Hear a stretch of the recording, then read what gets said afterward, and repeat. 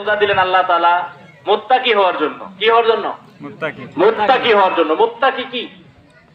তাকওয়া কি? তাকওয়া হলো আল্লাহর এমন ভয়, আপনি যেখানে যে অবস্থায় থাকেন ওই অবস্থায় নিয়মের বাইরে কোনো কাজ করবেন না। এটা হলো তাকওয়া। আপনি যেখানে যে অবস্থায় আছেন, যে নিয়ম আল্লাহ তাআলা দিয়েছেন এর বাইরে কোনো কাজ করব না, এটার নাম কি? তাকওয়া। এখন এই তাকওয়াকে আমরা সবাই অর্জন করতে পারছি? এখনই দেখেন, প্যাকেট দেওয়ার পরে একজন পাঞ্জাবির তলে রেখে বা লঙ্গির নিচে রেখে আরেকটা চাবে, এটা প্রমাণিত। তার তাকওয়া কোথায়? তাহলে নিজেকে মুমিন মুসলিম হিসাবে দাবি করি কিভাবে?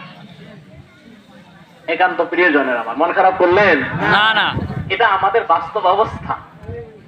এই অবস্থায় থেকে যদি আমরা আল্লাহকে বলি বা মনে করি জান্নাত পাবো, তাহলে সাহাবা কেরাম যেটা করলেন, তাবিন যেটা করলেন, তাবিনরা যেটা করে, আইম্মায়ে মুস্তাহাদিন যে কষ্টগুলো করলেন, আর আল্লাহ যদি ওদেরকে আমাদেরকে সমান পাল্লায় মাপেন, আল্লাহ তাআলা যে আহকামুল হাকিমিন বলেন, এটা কি তার জন্য মাপা ঠিক হবে? না, আল্লাহকে দোষ দিচ্ছি না, তিনি তো আহকামুল হাকিমিন, যে যে কাজ করবে সেই ফল সে পাবে। তাহলে এখন যদি আমরা সেটা দাবি করি, তাহলে কি দরকার ছিল সাহাবা কেরামের জীবন দেওয়ার? কি দরকার ছিল রাসূলের মায়ের খাওয়ার? কি দরকার ছিল তাবিনদের কষ্ট করার, আইম্মায়ে মুস্তাহাদিনদের কষ্ট করার? কি দরকার ছিল? এই জমিনে আল্লাহর আইন বাস্তবায়নের জন্য যারা জীবন দিল, তাদের এই জীবন দেওয়ার কি দরকার ছিল? সম্মানিত উপস্থিতি, সুতরাং আপনারা লাইন হয়ে বসেন। জি, সম্মানিত উপস্থিতি, তাহলে আমাদেরকে এমন তাকওয়া অর্জন করতে হবে।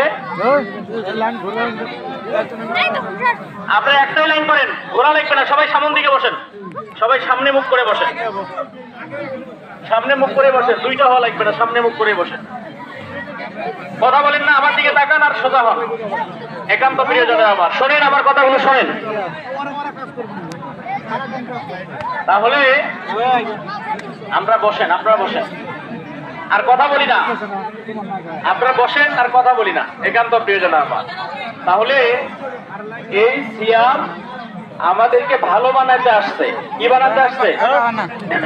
আল্লাহ রাসূল বললেন, যে ব্যক্তি মিথ্যা কথা থেকে দূরে থাকতে পারলো না, অশ্লীল কর্মকাণ্ড এবং মিথ্যা কথা থেকে দূরে থাকতে পারলো না, তার সিয়ামের কোনো প্রয়োজন আল্লাহ তাআলার কাছে নাই। এদিকে কথা বলেন না।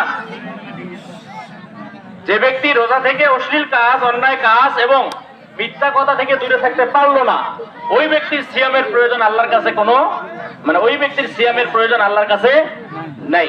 তার শুধু কষ্ট আর না খেয়ে থাকাটাই সব। কিন্তু আমরা কি মিথ্যা ছাড়তে পারছি? না। একটু হানা বলেন আমার সাথে, মিথ্যা ছাড়তে পারছি না। তাহলে মিথ্যাও ছাড়লাম না। রোজা রাখছি, মিথ্যা কথা বলছি, রোজা রাখছি, অন্যায় কাজ করছি, তাহলে এই রোজা বা সিয়াম কোনো কাজে আসবে না। সম্মানিত উপস্থিতি, মূল কথা শোনেন। মূল কথা হলো, আমরা যদি আল্লাহর সন্তুষ্টি চাই, আমরা দিয়ে দেন, দিয়ে দেন, দিয়ে দেন, দেন না কেন? একজন পাস করে দেন, একজনকে দেন, আর একজন পাস করে দেবে, ওই অবস্থায় দেন। প্রত্যেক কাতারে একটা করে ধরেন। এটা আপনারা পাস করে দেন না কেন? ওইভাবে দিয়ে সবাই পাবেন না তো। একান্ত প্রিয়জনের আমার, আমার কথা কি বুঝতে পেরেছেন সবাই? আমি কথা শেষ করব, একটা কথা বলে শেষ করব। আচ্ছা বলেন, সবাই কথা বলতেছেন কেন?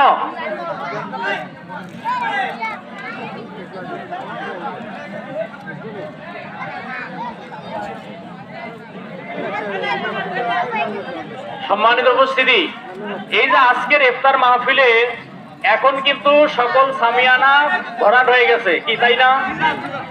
সবাই মানে জায়গা নাই মনে করেন, এমন এক অবস্থা। আমরা কিন্তু ইফতার মাহফিলে দাওয়াত দিয়েছি আসরের নামাজের সময়ের, কখন? কিন্তু আপনারা আসলেন কখন? বলেন, ওই হিসাবে কি আপনারা ইফতার পান? বলেন। তাহলে আমাদের নিয়ম হবে আমাদেরকে যখন যারা ডাকবে আমরা তখন সেই জায়গায় যাব, পারবো না ইনশাআল্লাহ? মন খারাপ করলেন না না, এই যে এখন আসলেন ইফতারের জন্য, এই যে দুই একটা কথা আমরা শুনতে পারলাম না, হয়তো বা এই কথায় আমার জীবন পরিবর্তন হতে পারত, কিন্তু আমরা শুনলাম না, ইফতার পেলাম, কিন্তু ওই ইফতারটা তো বাড়িতেও করতে পারতাম। এই জন্য আমার আহ্বান আপনাদের প্রতি, আমরা যতক্ষণ দুনিয়ায় বেঁচে থাকবো রমাদান থেকে শিক্ষা নিয়ে মিথ্যা বলবো না। যে কোরআন দিয়ে রমাদান মোবারকের সিয়াম ফরজ করা হয়েছে, ওই কোরআন মানবো, ওই কোরআন অনুযায়ী জীবন পরিচালনা